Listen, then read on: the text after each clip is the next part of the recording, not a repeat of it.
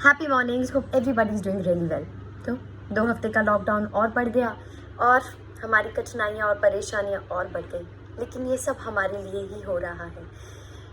सबको लगता है कि हमें ऑफिस जाना है, किसी को शॉपिंग जानी है, कुछ बच्चों को गार्डन जाना है, स्कूल जाना है, लेकिन इस वक्त ये ऐसी परिस्थितियां हैं, लेकिन हमारा जो विवेक है वो हमें नहीं खोना है। हमें सिर्फ एक ही चीज़ की ज़रूरत है, वो है सहनशीलता की, क्योंकि सहनशीलता ही हमारे अंदर से हमारी इन परेशानियों में, हमारी इस चैलेंजिंग टाइम में हमें क्षमता देगी कि हम आगे बढ़ सकें और खुश रह सकें। मेरी आज की कहानी कुछ इसी तरह से है। So story time.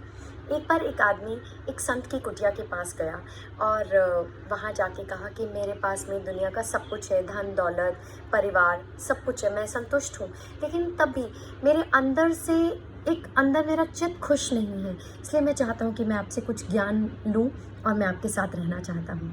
तो संत कहते हैं ठीक है, कल तुम 10 बजे आ जाना और कल से तुम अपना ये ज्ञान शुरू कर सकते हो।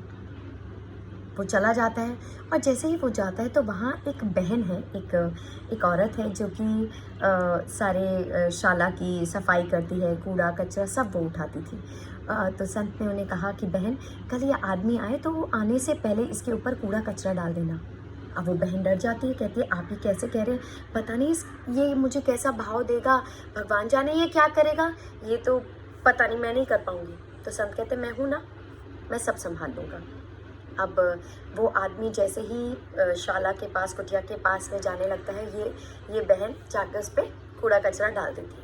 अब वो बिल्कुल तिलमिला उठता है, बहुत गुस्सा होता है, उसे बहुत बुरा भला कहता है, बल्कि उसके पीछे भागने लगता है मारने पीटने के लिए। और अब वो इस हालत में संत के पास नहीं जा सकता है, वो घर जाता है, फिर दोबारा से नहा धो के तैयार होकर संत के पास आता है।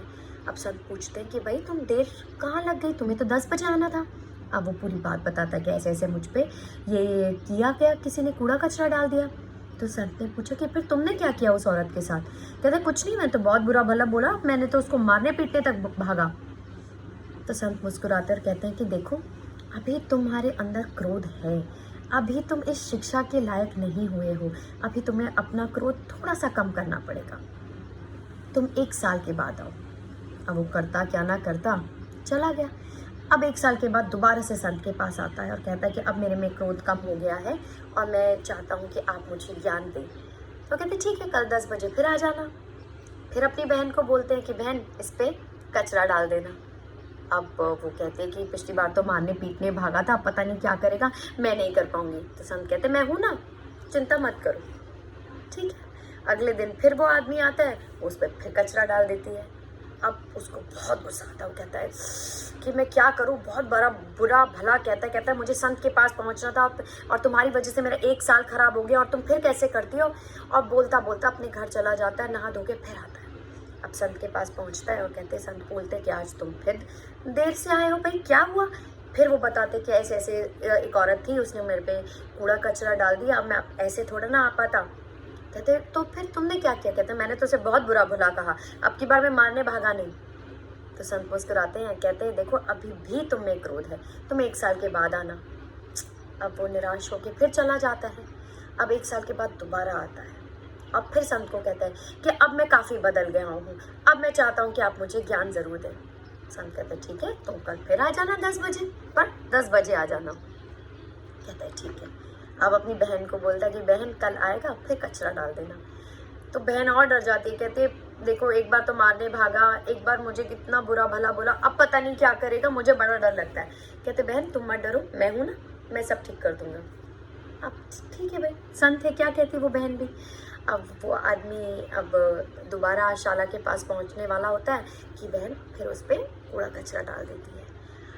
अब की बार वो आदमी ना ही बुरा भला कहता है, ना ही उसके पीछे भागता है। अब की बार पता है वो क्या करता है, वो उस औरत के पाँव में गिर जाता है और कहता है कि तुमने मुझे ज़िंदगी का बहुत बड़ा पाठ सिखाया है कि अगर जीवन में कोई तुम पे कूड़ा भी डाल दे, कचरा भी डाल दे, तब भी तुम में अपने अंदर में जो सहनशीलता है वो नहीं खोनी, अपना धैर्य नहीं खोना, अपना विवेक नहीं खोना। अब वो अपना जैसा वो हालत में होता है, कचरे की गंदा होता है, वैसी ही हालत में संत के पास पहुंच जाता है बिल्कुल 10 बजे। अब संत पूछते हैं कि क्या हुआ, आज तुम पे किसी ने कचरा नहीं डाला? कहते नहीं डाला। तो कहते फिर तुमने क्या किया? कहते हैं इस बार मैंने उस बहन के पैर पकड़ लिए, क्योंकि उसने मुझे ज़िंदगी का सबसे बड़ा पाठ सिखाया कि सहनशीलता क्या होती है और सहनशीलता कब रखनी होती है।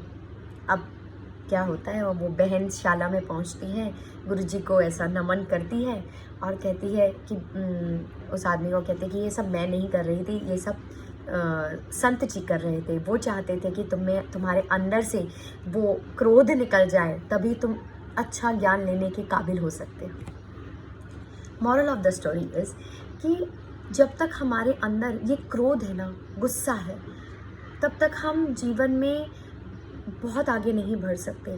और इस वक्त जब सबसे ज़्यादा चैलेंजिंग टाइम है, जब हमें बाहर जाना है, हमें लोगों से मिलना है, पैसों की किल्लत है, बहुत सारी परेशानियां हैं, इस वक्त हमें सहनशीलता की सबसे ज़्यादा ज़रूरत है, क्योंकि इस समय हम अपने रिश्ते ख़राब कर सकते हैं इस क्रोध के चक्कर में।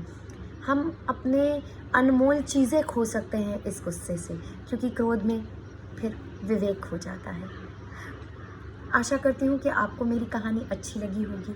अच्छी लगी तो शेयर ज़रूर करिएगा और लोगों को ज़रूर बताएगा कि सहनशीलता कितनी ज़्यादा ज़रूरत है इस वक्त। धन्यवाद। जय हिंद।